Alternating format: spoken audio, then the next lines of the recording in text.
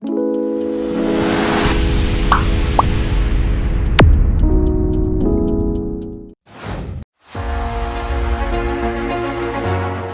tersangka dan satu saksi kasus penembakan Brigadir J menjalani tes kebohongan di Puslapfor Polri. Para tersangka ini adalah Putri Chandrawati, Ricky Rizal, Richard Eliezer, dan Kuat Ma'ruf, serta satu saksi yakni Susi, mantan asisten rumah tangga keluarga Ferdi Sambo. Mereka diperiksa dengan menggunakan poligraf atau dikenal dengan lie detector. Poligraf adalah alat untuk menguji kejujuran seseorang melalui reaksi tubuh. Poligraf juga dikenal sebagai psychological deception detection atau pendeteksi kebohongan seseorang melalui gejala psikis yang membangkitkan reaksi fisiologis atau reaksi tubuh. Puslapfor Bareskrim Polri memiliki alat poligraf yang telah diakui oleh Asosiasi Poligraf Amerika. Alat produksi Kanada tahun 2019 ini memiliki tingkat akurasi hingga 93% dan sudah memiliki standar ISO IEC 17025. Teknik poligraf yang digunakan Puslapfor Polri membatasi 3 hal, yakni sensor untuk jantung, sensor untuk kelenjar keringat, dan sensor untuk pernafasan. Pemeriksa poligraf harus seseorang yang tersertifikasi dan telah mengikuti pelatihan untuk memenuhi syarat ketentuan sesuai dengan standar operasional prosedur Asosiasi Poligraf Amerika. Jadi itu dia jujur atau bohong seperti itu. Dan kita menggunakan alat yang namanya poligraf yang memang telah diakui oleh Asosiasi Poligraf Amerika. Dan untuk melaksanakan pemeriksaan poligraf ini juga seseorang pemeriksa itu harus di training menurut syarat dan ketentuan yang telah ditetapkan oleh Asosiasi Poligraf Amerika. Sehingga semua pemeriksaan poligraf ini harus merujuk ke SOP yang mereka tetapkan. Nah, kemudian setelah dilakukan training, kemudian telah mendapatkan SOP yang telah ditetapkan, barulah seseorang itu dapat disertifikasi oleh Asosiasi Poligraf Amerika atau oleh sekolah-sekolah yang mereka tunjuk gitu. Nah, baru kemudian dilakukan, barulah seseorang itu baru dikategorikan seseorang pemeriksa poligraf. Nah, saat melakukan pemeriksaan poligraf itu ada beberapa kriteria yang harus dilakukan, yakni pemilihan metode atau form teknik pertanyaan yang akan dilakukan. Nah, dalam pemeriksaan yang dilakukan di Indonesia ini, khususnya oleh Polri, itu menggunakan teknik form pertanyaan itu adalah Utah ZCT namanya.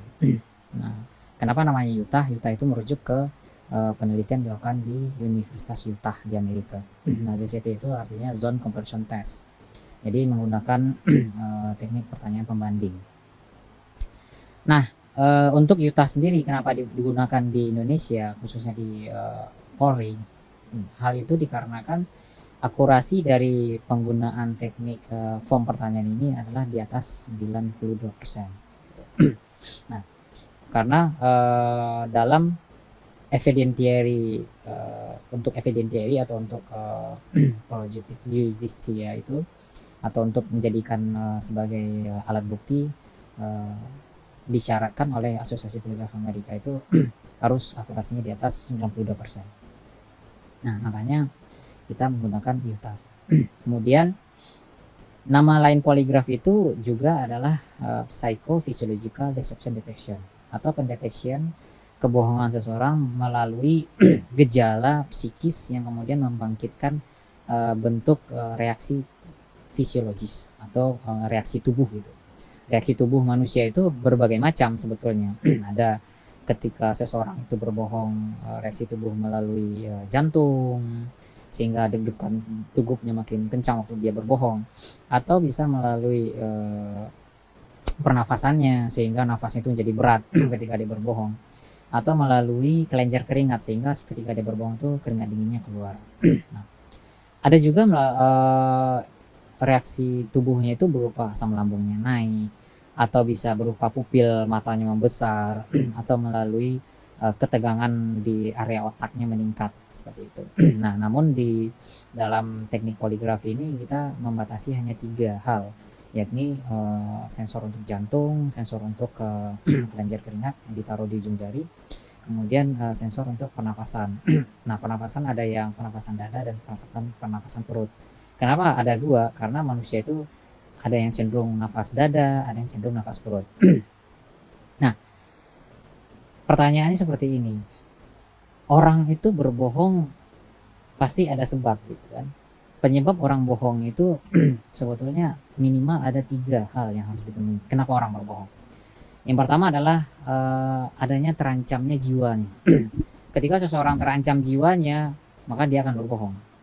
Atau terancamnya hartanya. Harta ini bisa jabatan, bisa hartanya secara langsung, mungkin ada yang jambret, ada yang rampok. Pasti dia akan berbohong. Serahkan hartamu katanya. Saya nggak ada gitu, padahal dia ada sebenarnya kan. Atau melewati apa lagi? Karena adanya ancaman terhadap kehormatan. Kehormatan itu bisa nama baik dia, bisa kedudukan status sosial dia akan rusak ketika dia akan bicara jujur, sehingga dia akan berbohong. Nah, bohong di sini dalam terminologi poligraf sebetulnya adalah menutupi suatu fakta dan menampilkan fakta yang lain. Makanya pemilihan kata di poligraf itu adalah deception. Deception itu artinya menyembunyikan sesuatu dan menampilkan sesuatu yang lain. Saat pemeriksaan poligraf, ada beberapa kriteria yang harus dilakukan, yakni pemilihan metode atau teknik pertanyaan yang akan dilakukan. Tim Puslapfor Polri menggunakan metode yang merujuk pada penelitian yang dilakukan di Universitas Utah, Amerika Serikat, yaitu Utah ZCT, dengan menggunakan teknik pertanyaan pembanding. Sebagai alat bukti, syarat yang dikeluarkan oleh Asosiasi Poligraf Amerika, tingkat akurasi harus di atas 92%. Maka teknik pertanyaan Utah ini digunakan di Indonesia, khususnya di kepolisian. Adapun fungsi poligraf, yaitu untuk mendapatkan kejujuran seseorang secara profesional, mendeteksi seseorang melakukan kebohongan untuk membuktikan ketidakbersalahan, untuk membersihkan nama baik, dan menyelesaikan permasalahan dengan segera, serta investigasi kasus kejahatan dan pre-employment screening. Dalam tahapan pemeriksaan poligraf, seseorang tidak serta-merta dipasangkan alat dan diajukan pertanyaan. Ada 2 tahapan yang harus dilakukan terlebih dahulu. Tahap pertama, terperiksa akan diwawancara terlebih dahulu oleh pemeriksa.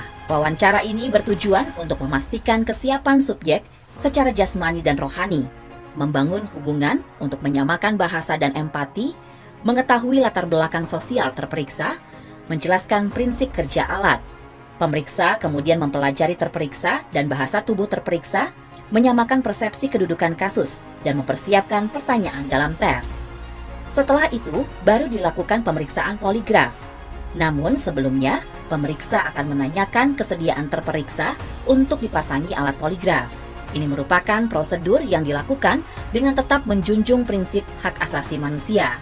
Pemeriksaan poligraf bisa berlangsung selama 3-6 jam dengan single issue. Hasil dari poligraf berupa grafik yang nantinya akan dituangkan ke dalam form hand scoring untuk dilakukan analisa sebagai hasil dari pendapat ahli berupa berita acara pemeriksaan. Inilah salah satu metode scientific crime investigation yang digunakan Polri untuk mengusut kasus penembakan Brigadir J secara transparan dan profesional.